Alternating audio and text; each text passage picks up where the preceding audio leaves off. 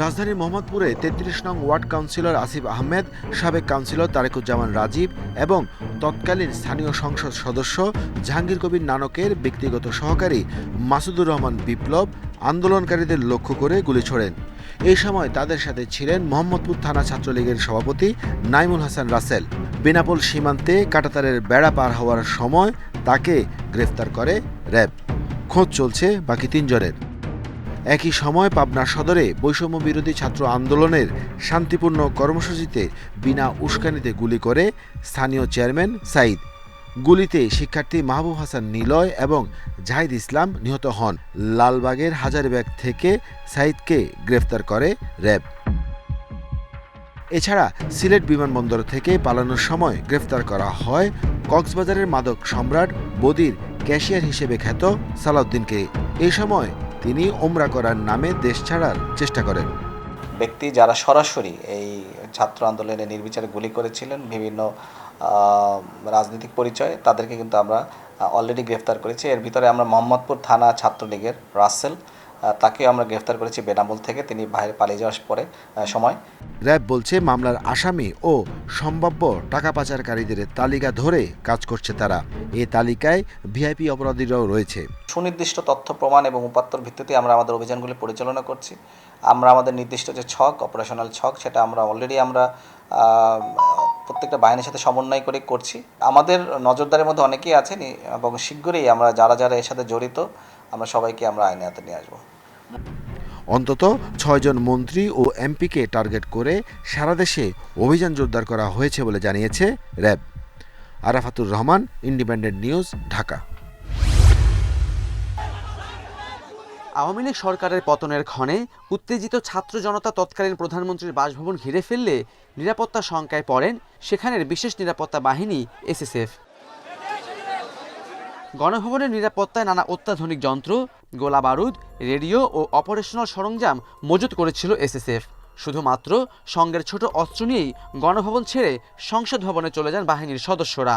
SSF জানিয়েছে, বহিরাগতরা প্রবেশের পর খোয়া যায় এসব অস্ত্র ও সরঞ্জাম। তদন্ত প্রতিবেদনে জানা যায়, গণভবনে এসএসএফ অপারেশন রুমের দুটি স্থায়ী ভল্টে 2টি SMG T56 রাইফেল ও ৯,৪৯৮ রাউন্ড গুলি ছিল।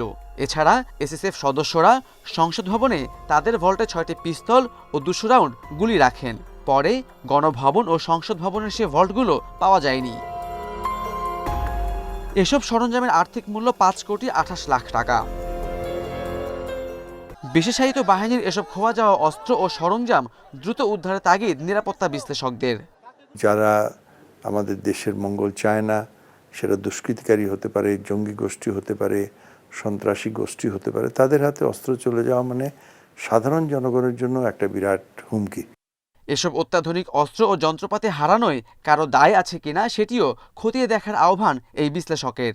যদি আমরা এই ধরনের ঘটনাকে ভবিষ্যতে যাতে না ঘটে সেই জন্য যদি আমরা তৈরি থাকি, তাহলে যারা এ ধরনের সংগঠনের দায়িত্বে ছিলেন তাদের যদি দায়িত্বের অবহেলা হয়ে থাকে তাদের বিরুদ্ধেও অ্যাকশন নেওয়া উচিত। কারণ তা না হলে কিন্তু অর্গানাইজেশনস রাখার কোনো জাস্টিফিকেশনই থাকে না। ভবিষ্যতে এমন পরিস্থিতি এড়াতে এসএসএফ এর অপারেশনাল রুম আরও সুরক্ষিত করতে একটি আলাদা অফিসার্স প্যানেল গঠনের সুপারিশ করেছে তদন্ত পর্ষদ।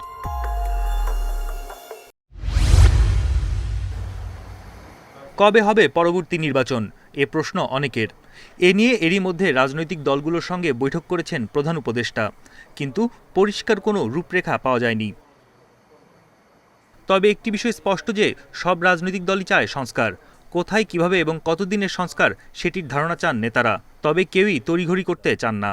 সংস্কারের জন্য প্রয়োজনীয় সময়ের চেয়ে অতিরিক্ত বিলম্ব যেন না হয় নির্বাচন দিতে। তো এই কথা বলা ছাড়া আসলে এখন আমাদের কাছে এর চেয়ে সঠিক একেবারে এক্সাক্ট কোনো ধারণাও নেই যে কতটুকু সময়ের প্রয়োজন এই পুনর্গঠনগুলো করতে।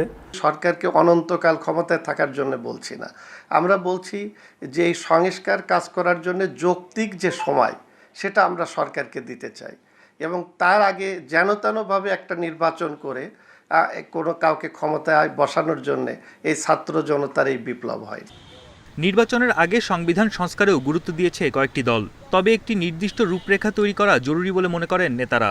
সংবিধানের আমূল পরিবর্তন, মানবতা ফিরে আসবে, স্বাধীনতার সুফল মানুষ ভোগ করবে।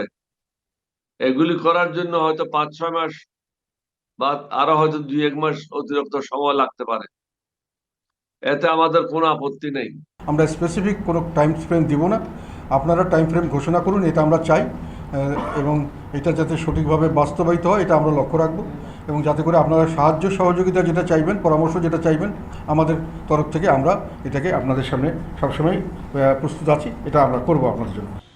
নির্বাচন অনুষ্ঠানের আগে রাজনৈতিক দলগুলোর মধ্যে পরিবর্তন জরুরি বলেও মনে করেন নেতারা। বন ইবনে কামাল, ইন্ডিপেন্ডেন্ট নিউজ, ঢাকা। টানা 15 বছর ক্ষমতায় ছিল আওয়ামী লীগ। পরপর 3টি বিতর্কিত নির্বাচন করলেও প্রতিরোধ করতে পারেনি কোনো রাজনৈতিক দল। গত 23 জুন প্লাটিনাম প্রতিষ্ঠাবার্ষিকী পালন করে আওয়ামী লীগ। ঢাকায় কয়েক লাখ নেতাকর্মীর সমাগম হয়। এর মাত্র 42 দিনের মাথায় গণ অভ্যুত্থানের মুখে দেশ ছাড়েন আওয়ামী লীগ সভাপতি শেখ হাসিনা। এত দীর্ঘ সময় প্রভাব খাটানো ব্যক্তি ও দলের এমন পরিণতির কারণ বিশ্লেষণ করেছেন রাজনীতি গবেষকরা। তারা বড় দল, তারা সবচেয়ে জনপ্রিয় দল, তো জনপ্রিয় দল হলে তারা রাস্তায় বের হয় না কেন? তারা প্রতিরোধ করলো না কেন? পুলিশ দিয়ে তারা কেন গুলি করে মানুষ মারল? এই সমস্ত সমস্যাটা তৈরি করেছে শেখ হাসিনা। তারা প্রত্যেকেই বিলাস বেসনে মত্ত ছিলেন, প্রত্যেকেই টাকা পয়সা কামাই করতেছেন। রাজনৈতিক দলটাকে ব্যবহার করা হচ্ছে একটা প্ল্যাটফর্ম, যেটা তাদের ক্ষমতা চর্চা এবং অর্থ কামাই করার একটা ব্যাপার। ইন্টারনালি যে একটা চেক অ্যান্ড ব্যালেন্স থাকবে দলের মধ্যে, সেটা কখনোই ছিল না। তাদের মতে বড় রাজনৈতিক দলগুলোর মধ্যেও গণতন্ত্রের ঘাটতি রয়েছে। এর ফলে স্বৈরাচারী হয়ে ওঠেন দলের প্রধান। প্রত্যেকটা কমিটি হয়েছে হলো ভ্যানিটি ব্যাগ কমিটির মতো করে। এখন সাধারণ সম্পাদক যিনি অসুস্থ মরে যাচ্ছেন, চিকিৎসার পরে কোনো রকমে বেঁচে আসছেন, তার আসলে থাকার কথা অবসরে।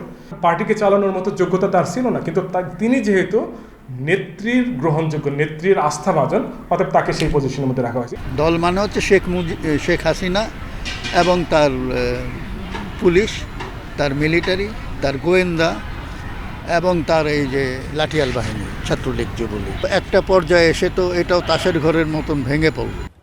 তবে এসবের চেয়ে গণহত্যাকে আওয়ামী লীগের বড় অপরাধ হিসেবে দেখছেন বিশ্লেষকরা। সেটাই পতনের কারণ। 75 পরবর্তী আওয়ামী লীগ ঘুরে দাঁড়িয়েছিল বঙ্গবন্ধু হত্যার সহানুভূতি নিয়ে। তবে এবারের চিত্র ভিন্ন। গণহত্যার দায়ে প্রবল জনরোষে এমন ধ্বংসস্তূপে পরিণত হওয়া আওয়ামী লীগ পুরনো কাঠামো নাকি দল ও নেতৃত্ব পরিবর্তন করে ফিরবে, সেটি সময়ই বলে দেবে। Ijazur Rahman, independent news, Dhaka. রুশ প্রেসিডেন্ট ভ্লাদিমির পুতিন মঙ্গোলিয়াতে পৌঁছেছেন। আমন্ত্রণকারী দেশটি পুতিনের ওপর থাকা আন্তর্জাতিক গ্রেফতারি পরোয়ানা উপেক্ষা করায় মঙ্গলবার 3 সেপ্টেম্বর নির্বিঘ্নে এই সফর শুরু করেন তিনি। কাতার ভিত্তিক সংবাদ মাধ্যম আল জাজিরা এই খবর জানিয়েছে। আন্তর্জাতিক অপরাধ আদালত আইসিসি ইউক্রেনে বিভিন্ন রকম যুদ্ধাপরাধের অভিযোগে পুতিনের বিরুদ্ধে গ্রেফতারি পরোয়ানা জারি করেছে। মঙ্গোলিয়া এই সংস্থার সদস্য। কিন্তু মঙ্গোলিয়াতে উষ্ণ অভ্যর্থনা পেয়েছেন পুতিন।